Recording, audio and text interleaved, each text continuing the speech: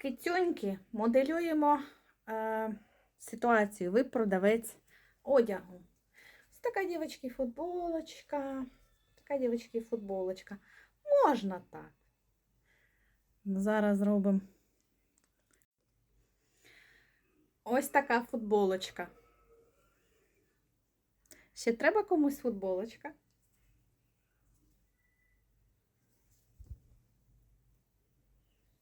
Подивіться на мене, зверніть увагу. Люди в першу чергу дивляться на продавця, в чому продавець, а потім уже дивляться на ваш товар.